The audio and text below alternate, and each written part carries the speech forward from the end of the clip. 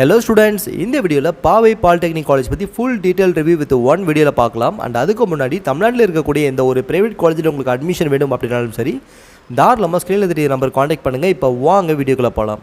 நம்ம பாவை polytechnic college பொறுத்த வரைக்கும் நாமக்கல்ல பாச்சல்ல லொகேட் பண்ணியிருக்காங்க.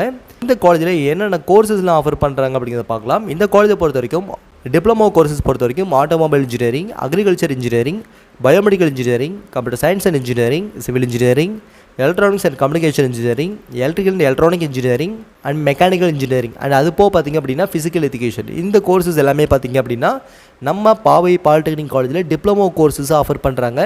இப்போ உங்களோட எலிஜிபிள் க்ரைட்டேரியா எந்த மாதிரி இருக்கும் நீங்கள் டிப்ளமோ கோர்சஸ் படிக்கிறதுக்கு அப்படின்னு பார்த்தீங்கன்னா நீங்கள் 10th அல்லது 12th வந்து பாஸ் மார்க் எடுத்துருக்கணும்.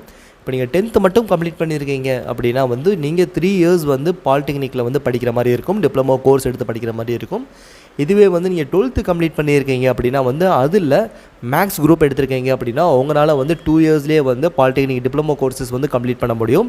ஒருவேளை ஆர்ட்ஸ் அண்ட் சயின்ஸ் குரூப் எடுத்திருக்கீங்க இல்லை மற்ற குரூப் எடுத்திருக்கீங்க அப்படின்னா வந்து நீங்கள் 12th கம்ப்ளீட் பண்ணியிருந்தாலும் கம்பல்சரி 3 years வந்து நீங்கள் படித்து தான் நீங்கள் டிப்ளமோ கோர்சஸ் கம்ப்ளீட் பண்ணுற மாதிரி இருக்கும். இப்போ வாங்க இந்த காலேஜில் என்ன மாதிரி பிளேஸ்மெண்ட்ஸ் ஆஃபர் பண்ணியிருக்காங்க, என்ன மாதிரி கம்பெனிஸ் பிளேஸ்மெண்ட்ஸ் வந்திருக்காங்க அப்படிங்கிறத பார்க்கலாம்.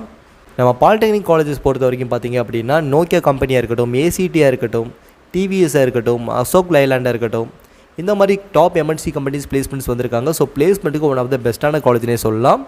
அண்ட் இந்த காலேஜில் ஃபெசிலிட்டிஸ் வைஸ் வந்து என்ன மாதிரி விஷயம்லாம் இருக்குங்கிறத பார்க்கலாம். இந்த காலேஜை பொறுத்த வரைக்கும் லைப்ரரி ஃபெசிலிட்டிஸ் சூப்பராகவே பண்ணிகிட்டு இருக்காங்க. சென்டர் ஆஃப் எக்ஸலன்ஸ் பார்த்திங்க அப்படின்னா வந்து நம்ம பாலிடெக்னிக் காலேஜில் வந்து அவைலபிள் பண்ணியிருக்காங்க. ஸ்போர்ட்ஸுக்கு நல்ல இம்பார்ட்டன்ஸ் கொடுக்குறாங்க. ஹாஸ்டல் ஃபெசிலிட்டிஸாக இருக்கட்டும், இன்டர்நெட் ஃபெசிலிட்டிஸாக இருக்கட்டும், லாங்குவேஜ் லேபாக இருக்கட்டும், auditorium, function halls, medical centres and transport வரைக்குமே வந்து நல்ல ஒரு சூப்பரான ஃபெசிலிட்டிஸ் பார்த்திங்க அப்படின்னா நம்ம பாவை பாலிடெக்னிக் காலேஜில் வந்து அவைலபிள் பண்ணியிருக்காங்க. ஸோ பிளேஸ்மெண்ட்டுக்குமே வந்து பெஸ்ட்டாகவும் இருக்கும் அண்ட் ஃபெசிலிட்டிஸுமே வந்து பெஸ்ட்டாக இருக்கக்கூடிய ஒன் ஆஃப் த காலேஜ்னு சொல்லலாம்.